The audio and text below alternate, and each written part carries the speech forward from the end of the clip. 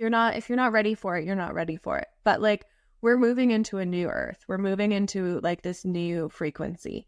And, we can't keep repeating the same things, hoping for different results. We have to try something new, right?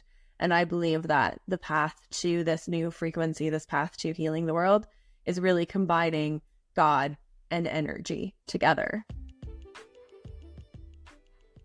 Welcome to the Phase 4 podcast, inspired by Vishen Lakhiani and Ajit Nawalkar, co-founders of EverCoach, a division of Vine Valley.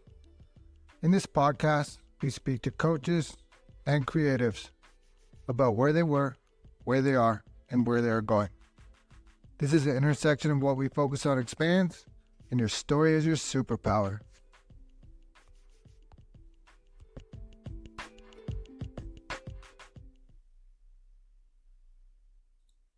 My guest today is Ella Dawn. She is a personal coach and guide who helps people rewire past beliefs and habits to initiate their supernatural purpose in God. And today she's going to share that and a lot more with us. And Ella, welcome to the podcast. Thank you. I'm honored to be here. Yeah, me too. When I was looking at you, I'm researching you, I was like, wow, this is going to be fun just because you have so many things to offer and share. And I guess maybe part of it is your the pictures and the energy that comes across just from the pictures is like, it's palpable. So I guess where I usually begin is kind of just tell us a little bit more about yourself and how did you end up in this space? Yeah, so it's been a long journey. Some people say that I've lived like 5 lifetimes in 1 lifetime. Pretty much I was born into a really strict cult, basically. It was a mix of Jewish and Christianity. But even as a young kid, I always had really spiritual gifts. I could see spirits, I could hear spirits. But I always had to keep a lot of it private because if I shared with the church what I was experiencing, they would have thought I was crazy. And this wasn't a time when Google was as prevalent as what it was for spirituality today. So when I left when I was 13, I dived into like ancient textbooks and all of like esoteric wisdom and stuff, and just kind of experimented with all sorts of different beliefs and practices. And then finally came back to the church when I was like, I think like 25. I had gone through addiction. I had gone through abusive relationships. I had 2 kids. I was a single parent. And I wanted my kids to at least know who Jesus was so they could make a choice for themselves. And I had profound, crazy spiritual encounter with Jesus and was like, oh goodness, okay, that was not something I was expecting. I had kind of written him off because of all the religious trauma. And so then I dove into the Bible and started realizing that there's this universal truth that was in the Bible that was in all of these other religious beliefs. So then started incorporating God into my practice. And, here we are today where I do shamanic healing. I have a master level of Reiki. I have crystal healing. I have a whole arsenal of like nervous system regulation techniques. And I just love sharing this with people so that way they can start witnessing all of their own perceptions that they have, all of the stories that they've told themselves, so then they can start getting back to their original self and living who they were born to be rather than who these stories have made them to be. Yeah, I love it. There's a lot in there. We're going to go piece by piece, but I want to know you said you had a profound encounter with Jesus. Can you talk about that? Yeah. So I was really at the point where I didn't think Jesus was real. I didn't think God was real because if the church had inflicted so much harm, but yet they preached love, it was totally it was just contradictory. And so therefore God couldn't possibly be real. But I was at this church service and the pastor had asked, in order for God to forgive you, who do you need to forgive? And so I was, all new age and stuff. And I was like, yeah, forgiveness is powerful. Forgiveness is good. Like, who do I need to forgive? And all of a sudden I realized I needed to forgive myself for all of the judgments I was holding. It was like, whoa. And I was almost teleported like out of body. I was having this other experience where I saw Jesus like in front of me, and he was holding this lantern, and he showed me all of these instances where I should have died, but he like protected me, like alleyways I walked through that there was someone there who like could have murdered me, like drug overdoses, all these situations that he protected me from. But he said, I haven't fully been able to help you because you haven't asked me for it. And I was just like, what? So I was freaking out because I was like, the biggest thing for me, it was like, what? Jesus is real? Like, I've had crazy visions before. I've seen spirits, but like, I haven't seen Jesus. And so I was kind of freaking out in my own head. I was like, nah, I just came up with this. There's no way this happened. Like, my brain just created this illusion. And all of a sudden, this woman came over and tapped me on the shoulder. And she was like, I was sitting across the room, and something made me look over at you. And I saw this angel standing over you. And I was like, what? Wow. I was like, all right, I guess if God is real, then like I need to start looking at my Bible. Like I need to start figuring out again, because I had read the Bible a few times before, but I was like, hey, I need to start figuring out what is actually in this book. How does God align with Reiki? How does God align with New Age practices, with meditation, with Kundalini, with all of this stuff? And yeah, it's crazy. That's a complex question, right? How does God align with all these things? But do you have some kind of answer that we can share that? Yeah, so I would say that everything is energy. Like everything is energy. Everything is frequency, right? God spoke, let there be light, and there was light. Like the power of his voice created light. It created, this world. And so we need to recognize in all of these things that we are working with energy.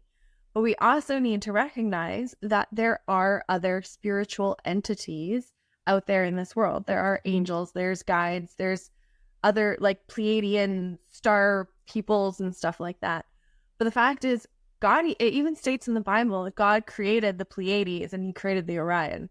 Like he created all of these things. So rather than going to these intermediaries, why don't we just go to God? If we can release our illusions of separation, if we can release our trauma that, God is this, man in the sky that's evil because of the church, like, why go to the middleman when you go to the source? Yeah. So separating religion and spirituality, right? Yeah, we need to bridge the two. Like, it's not different. The Bible, like, it talks about crystals. It talks about magic and miracles and healing, like raising people from the dead. Like if that's not magic, I don't know what is. And we need to stop separating the two, basically. Yeah, it's gonna be okay. It's a lot, and I love it. And I just don't want to. Okay, so we learned that from Tesla too, right? To figure out the secrets of the universe, he said, think of energy, frequency, vibration. And so you're saying God spoke, let there be light, and the vibration of his voice bounces along. Let there be light. Michael Singer, I just finished a book a little while ago called The Living Untethered. He has the untethered soul, but Living Untethered, the Human Predicament. And he talks about this where he bridges it all. He does like from the Big Bang Theory, and he goes through the first part of the Bible where it's just like, on this day he made this, on this, and it goes through it. And it's like he bridges the science with that, like using the Big Bang Theory, all the stardust, all the stuff, and he brings it into the Bible. And it's just like, whoa. Creation and evolution don't necessarily have to be separate. Wait. Creation and evolution. That's a good one. Yeah. And then there's a whole part about Reiki, shamanic healing, crystals that can kind of all be combined and separated. But tell us all about them. Yeah. So basically, I don't necessarily just call myself a Reiki master or a shamanic practitioner. Like I've kind of developed my own signature style under God, where basically we open up your energy field and I'm just like, hey, God, what does this person need? And we go in that way doing, whether it's like connecting with your younger child, healing ancestral trauma, connecting with your future self for wisdom, Like all of those different things are available because really you're just tapping into this energetic field around you. Um, and time's not linear. Like Yeah, tell us more about that.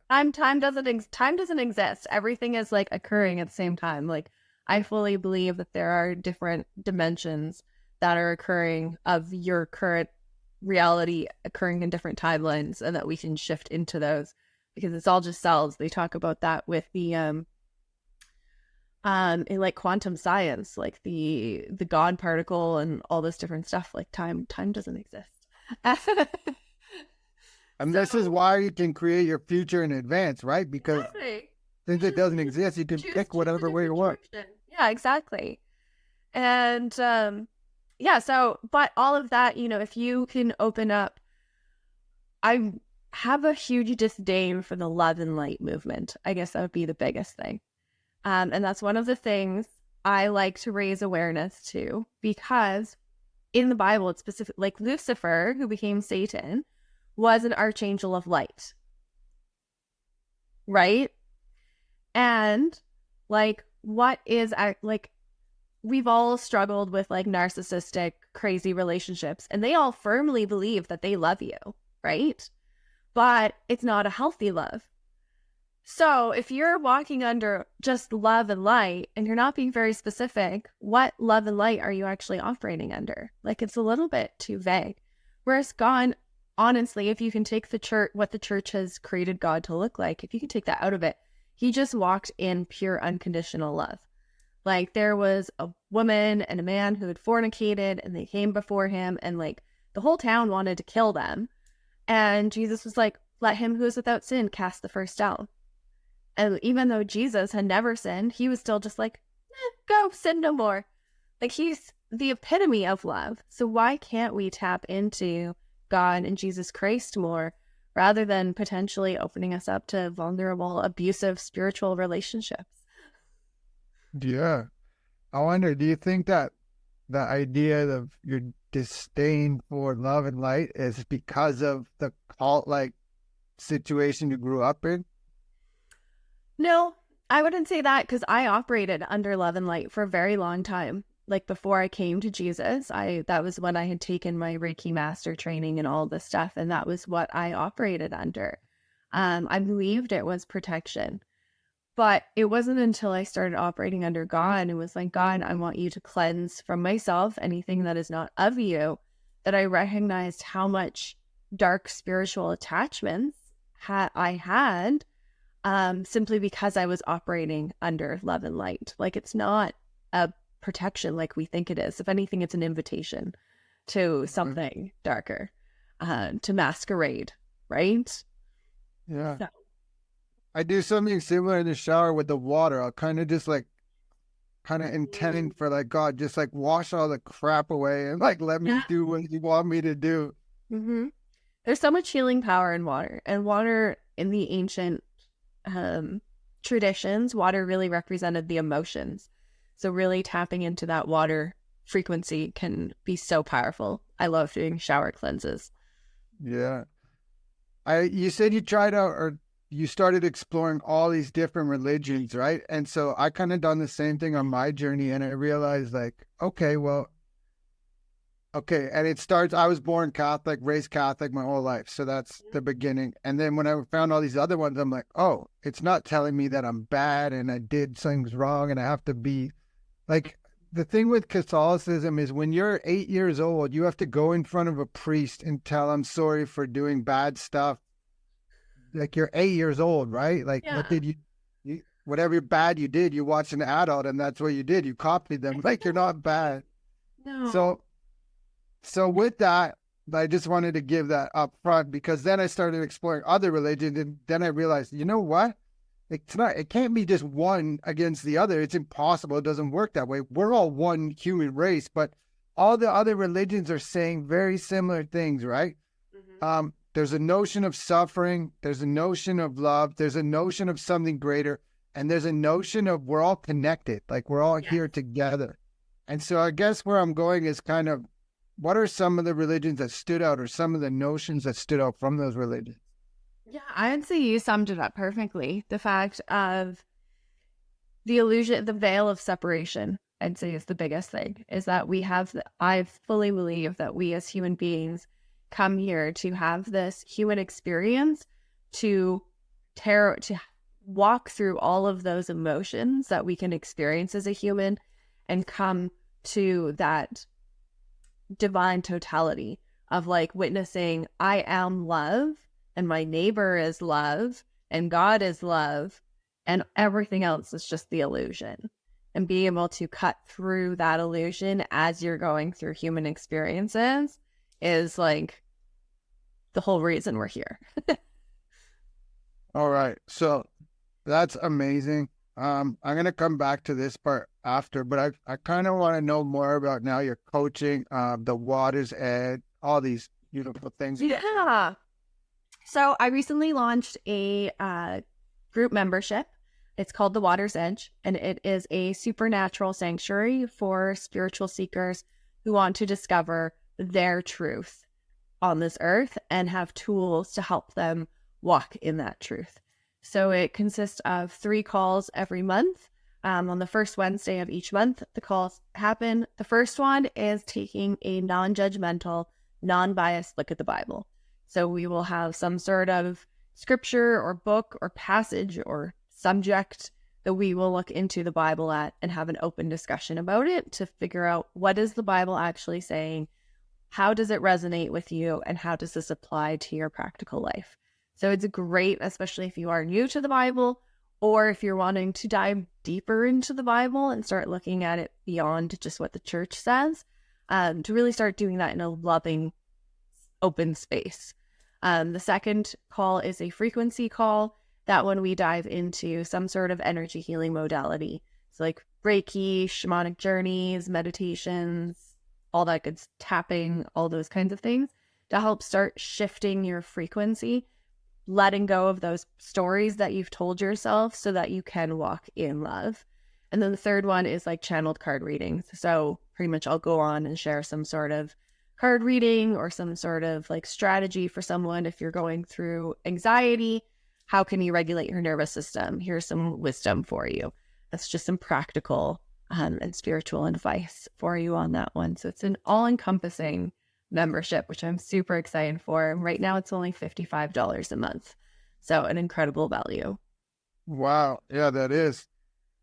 I'm curious, how does it, so some people are just, like I said earlier, like totally religious, and then other people are energy and they're not. And you're like bridging them together. And so is there like a bit of a pushback, or what does that look like? There has been some.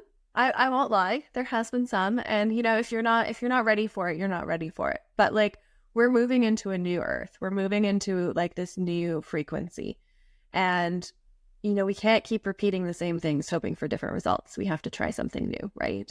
And I believe that the path to this new frequency, this path to healing the world, is really combining God and energy together. Like it's not separate anymore. And we can't be looking at it separate if we really want to achieve all that we can achieve on this earth.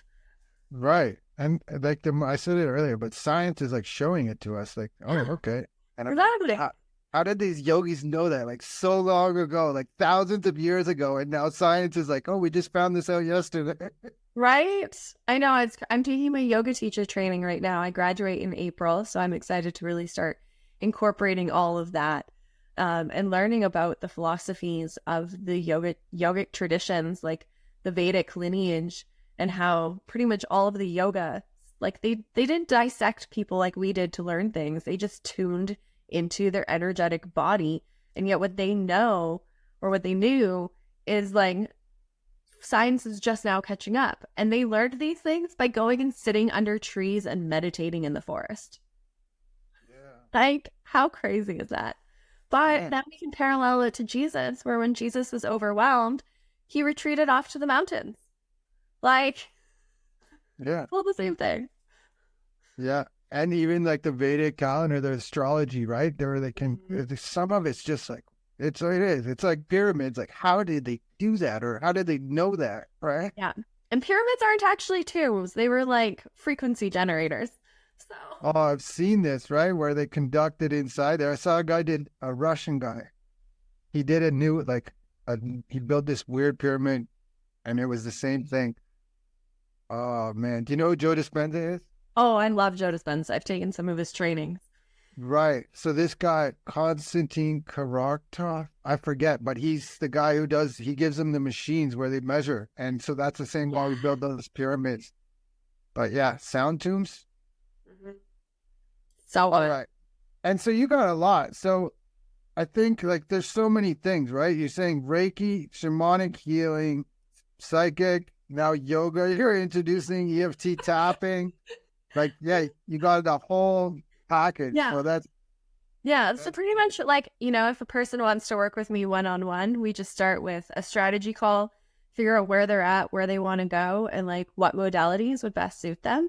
And then my coaching involves, an energy healing session plus actual like communication to kind of work through those things. We have to recognize so many people do energy healing sessions and then they just like set their client free and like, you have this whole new frequency, you've completely shifted your aura, now good luck.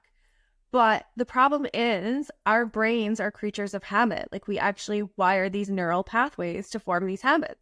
So even if you shift your frequency, you haven't necessarily shifted the neural pathways. So we need habits and like assistance to create these new habits based on this new frequency. And it's going to be a lot easier. It's going to be like we've now, with the energy healing, we've gone through and we've like, you have this big field of snow, we've taken a shovel and we've made these new pathways. But now you need someone to help you be like, here, no, don't go down that path you used to go down. You're going down this one now, right? And to create those, to have those tools to create these new neural pathways. So it's easier, but it's still a practice. And so I love working with my clients one-on-one after energy healing sessions to assist them in grounding this new frequency into the physical, regulating their nervous system, creating healthy habits, and just, fostering an overall better life. It doesn't just stop at energy. Yeah, no, for sure. And so the habit there, part of the habit, visualization and meditation are the habits as well, right? Mm-hmm. Oh yeah, those are habits too. Like our brain doesn't want to sit and meditate. And meditation also isn't even what we often think meditation. Like meditation doesn't just... Oh, let's hear about that. Yeah. Meditation doesn't just have to be sitting and telling your brain to shut up. Like we have spent thousands of years developing a brain that can think in so many different ways, right? So why are we now all of a sudden being like, no, you need to stop? Like it's not plausible. It's just going to throw yourself out of regulation and you're going to get frustrated and you're not going to do it and you're going to hate meditation. But what if you looked at meditation as a way to just simply observe your thoughts? So you shift from being in your thoughts to just being like, oh, look, this is the things I'm thinking about.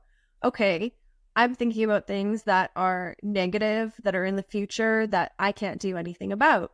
So I'm going to come back here in this present moment, what actually matters. So I love providing my, clients with strategies of meditation. There's so many different kinds of meditations that you can do. Even just going for a walk and, looking at the trees and be like, wow, look at that tree as if I have never looked at a tree before. Look at that bird, look at this, and just teaching their body and telling their body it's okay to be in the present moment and to witness what is around them. Like it's something we are so lost from. And it can happen by just going for a walk for like 10 to 15 minutes. So you can train your brain in so many new ways. Yeah. And then you can get lost and it's like bliss, right? I do it when I'm running. While I'm running, it's like a meditation and you're seeing this stuff, but it's just all of a sudden it's like, oh, the time just gone and like almost like you were separate from your body for a minute. But yeah. Time travel. I love this. Yeah. Meditation definitely changed my life. And like there is different ones, right? So people who I think like, oh, I can't sit there and be alone. There's other types, right? Like more mindfulness where you can listen to somebody guiding you. You can kind of listen to someone guide you to your different body parts. Like, what do you call it? And just a body scan, right? Or like you said, using your senses. That's another mindfulness technique and I'm mixing the two now, but it's all the same goal, right? Is to get into your nervous system, which you talk about. Exactly. Tuning into your nervous system, calming the mind so it's not trapped in those other thoughts. like you've said, Joe Dispenza, he likens the mind as like this wild Mustang that you've never ridden before. So you finally start to like, you show up and you're like, hey, I want to ride you and I want to be in control of you. And it's like, well, no, you've been off gallivanting. I've been alone here doing my own thing. And so it's a practice of like, stay, like, you're going to let me do this. Stay. I'm going to be in control here. And it's a practice and it takes time and it takes training. So Beautiful. So as we begin to wind down, if this episode resonates with you, please like, subscribe, share, but no hard sell, and reach out to Ella. If you'd been listening to this conversation and it resonates, then there's a reason it does. So please reach out to her.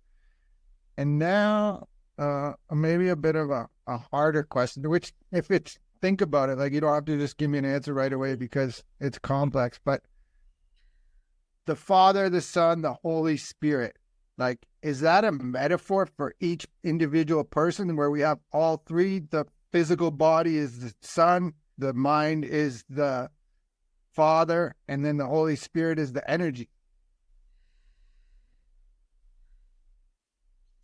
based upon my beliefs at this time, my personal opinion is it can be a metaphor, but I believe that there is still an actual spiritual entity outside of us. So the Bible talks about how we are made in God's image, but it doesn't state what God looks like. So we do have divinity. We have the cellular blueprint of God within ourselves. But I do still believe that he is also a separate entity outside of us, but his energy is kind of parallel with these other aspects of Christ and the Holy Spirit and God. 3 in 1. So they are all kind of sharing the same frequency, but they are separate individuals. Wow. It's a tough one, right? It's a deep one, and yeah. it's sure it changes. We're never really gonna know. Yeah, like, even when you just said that it's the 3 different frequencies, I was looking back at that Tesla quote, and I'm like, oh, okay, which one's energy, which one's frequency, which one's vibration? Because could probably map it out that way too. But yeah, no, it's definitely a personal thing, and that's why I was like, dude, take your time, and you don't even have to answer it. I heard Jordan Peterson last night. Who is he talking to? If anybody's listening and you're offended by Jordan Peterson, don't be. What was he talking about? Oh my God. Do you know who Tom Bilyeu is? Impact Theory. Sounds familiar. I don't know if I've fully seen much. He's got like a podcast, glasses guy, blue background. Anyway, he was talking to him, right? And so Tom Bilyeu's like, if you have habits, motivation, inspiration, that's your guy, right? And he's really, really smart. And then Jordan Peterson, I don't know if you're familiar, but he's just really smart as well. And he's mythology, God, Christianity, and he's trying to take the psychology out of it. And this poor dude, man, he tortured himself thinking about the problems of humanity. And like, now he's like, I don't know, he's a martyr because of it. Like, not even a martyr, but anyway, my thing was that those 2 guys were talking yesterday. I watched this episode. And I love Impact Theory with Tom Bilyeu for a long time. I like Jordan Peterson and what he has to say. And I'm like, how come he doesn't go on that show? And then he was just there last week. I was like, wow, this is perfect. So, yeah, I don't know. Yeah, and that's the thing. Like, we aren't ever going to know. Like, this is my opinion. But the biggest thing that I do see is that there is this separation. There is this division between spirituality and God. And so however you want to go about uniting those two, but I really believe we need to stop the judgment is the biggest thing and start, asking these bigger questions. Like, what if there is a God, right? What if God, Jesus Christ, and the Holy Spirit are real? How does that pertain to my life? And how can I merge the two? And like, really, what are you missing out on if you don't look like, if you believe it, you're not missing out on much by combining all these things. But, if you don't want to look at it because of your own stories, because of your own trauma, if anything, that's the biggest thing, because you need to heal that trauma for your own sake, no matter what. And God will help you do that. And God will help you do that. That's awesome. So I ask everybody this question. This is the Phase 4 podcast, and Phase 4 in the 6 phase meditation by Vishen Lakhiani is all about creating your future 3 years from today. So where is Ella Dawn 3 years from today? 3 years from today. Well, 3 years from today, I'm still going to be grounded here in the Kootenays, BC, because I have 2 beautiful children. But I'm really excited to start hosting some retreats worldwide. I really look forward to be able to going to some different energy centers and like tapping into God at these like vortexes around the world, and tapping into our power as a group and as a collective, and really just like transforming this energy globally. Beautiful. I love that. So energy centers, vortexes, chakras. Yeah. Do you include that?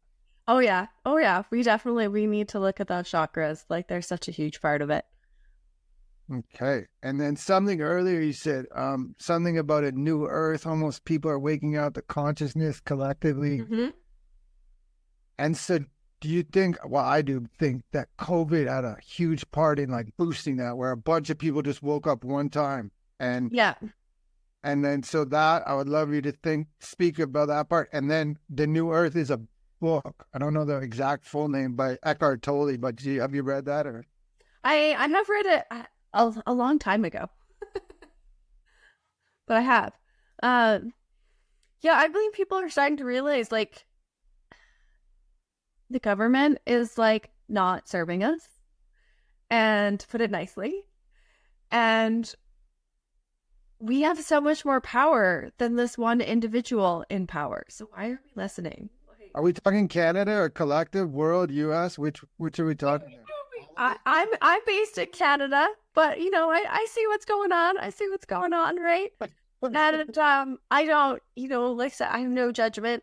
I, wish all the best for everyone, and no matter your beliefs, I like to just stand on the fence and just be like, have you thought about love? Like, these people, this group is hating this group is hating this group, but we're all still the same spirit. Like, let's just look at love. Like, and that's the biggest thing, is I think people are starting to realize this, that we are being forced into so much hate. And I think that's one of the biggest things that COVID brought up, was witnessing this, it was like freaking Animal Farm all over again, if you want, that kind of thing. The Lord of Flies, like, just these 2 separate groups, and they're hating each other all because of the government told us to. And like, why are we doing that to ourselves? Like, that's not cool. That's not how we're gonna like grow as a human. Like, do you really want to be walking in that? And so I think that division caused people to be like, okay, this isn't serving us anymore. We need a new way of doing things. And I'm all for that, but it starts with us looking at ourselves. Like, so often we can get inundated by all the problems in the world, and we're like, oh, I could never do anything. But you can change yourself, right? You can change the stories you're telling yourself. You can change your habits. You can change how you treat someone else. And then as you go from there, the way you're treating someone else might inspire them to change how they treat someone else. And that ripple effect is really what we're going for here, of just walking in love together and like not listening to these stories anymore. Yeah, that's powerful. I see it. I'm sure you've seen it too, right? Like, I saw lifelong friends that were no longer friends because one person wanted to wear a mask and the other didn't. Yeah. And like you said, like, they didn't ask for that either side. And now what? It's so messed up. And yet, just because of this like bomb drop, from the government, this just happened. People just are reacting like this. And so also, why are we reacting so strongly? Because of the stories we've told ourselves, because of how we've been raised. So if we can come from a place of reaction to responding, if we can learn to just observe our thoughts and not be so triggered, that alone will change so much. Yeah. I think I have a couple more questions, but what about, I'm wondering, okay, I see a lot of bracelets and tattoos, and so I'm sure they're all spiritual, right? So is there meanings attached to those? I love crystals. I believe crystals hold a frequency. I believe they hold a certain energy. They're kind of like a battery, I guess you could say, would be the best way to put it. They're nature's battery. And so by wearing certain crystals of certain frequencies, they can help you, ground your own energy. They can help you feel more regulated. They can give you confidence. And again, bringing it back to the Bible, even in the Bible, it talks about, like, there's the 12 tribes of Israel, and they each had a crystal. When God was instructing how to build his temples, he had very specific instructions for like what crystals to use and why, because it's a battery. It shifts the energy around you. And so I love using, color therapy and crystals because they're correlated. That's the best way to understand crystals is through color therapy, through the colors of the chakras, and using those just to help me, protect my energy and stay grounded in the energy that I want. Love it. When you were talking about that, I was thinking about colors. Is it the same for colors? But I think we got the answer there. Yeah, it is. And psychic abilities. So what are the people who thought, like, I'm sure it must have been friends, family, the whole community, and then you leave when you're 13 years old, you have these abilities, which is crazy because you were calling it a cult, and then your psychic ability, you wouldn't be accepted into the cult because of what you thought, which is kind of awesome in a funny roundabout way. But what do those people think now? Do you get to talk to them? Or they, like, I'm sure you obviously healed yourself, but their problem. So a lot of people when I left the cult, like, it was the belief you can't talk to anyone who's left. So like my friends I grew up with would just like hang up the phone on me. So there was a lot of abandonment issues that I had to resolve and I'm still working on. But I'd say like my parents have been the biggest one. My parents used to be super religious and super strict in that. But now my mom has come a very long way. You could say she was my first client. And so she's come a long way and it's amazing. And she actually has lupus and like fibromyalgia and that sort of thing. And through using these techniques, she's been able to end healthy eating. And that's her own division that she's branched into, is like ancestral diet and all that sort of thing. But through all of that combined, she's been able to really like heal her body where she can still have a manageable life. And she's all for it. She loves it. It's great. So it's possible for people to be able to shift their beliefs. I'm glad to hear that. The reason I'm kind of asking that, I have a friend, Shayla, and she's just coming out with a new book. She was in a cult and she left, and exactly the same thing. Nobody would talk to her. They abandoned her. So I'm glad that you got back to there. She's slowly getting back. Forget the book. It was a book right about this exact subject that she was touching on yesterday. But I digress. So before we finish off and I ask my final question, I always let the guests kind of take it wherever they want. If it's something to sell, sell it. If you have a message of hope or inspiration, go ahead. Something I didn't touch on. I don't think there's any energy practices left to touch on. Wherever you want to take it, kind of take it in. That is basically just, if this conversation really resonated with any of your guests, I just invite them to reach out to me, to connect with me. I am on Instagram, i.mladon. I'm on Facebook as well. And I do have a YouTube channel as well. I have a YouTube channel, I am Eladon. And there I'm diving into like the Bible and sharing different things about it. And if you really want to start, releasing some of those limiting beliefs, you want to start exploring how God is combined with spirituality and just starting to be able to walk in a little less judgment, a little less reactivity, and start responding with love and care for yourself and then in turn for others, then I'd love to be able to, connect with more of your audience and help them with that, whether it's through the membership or through one-on-one energy healing sessions. Brilliant. And you did say the name of the Instagram, but where can people reach you is always my final question. If you're on Instagram, again, it's i.meladon. Facebook is I am Eladon, and then my YouTube is I am Eladon. Pretty much just Google that and you'll find me. Amazing. Ella, I'm so grateful for your time today. Thank you so much. Thank you. It's been such an honor being here. It's been so much fun.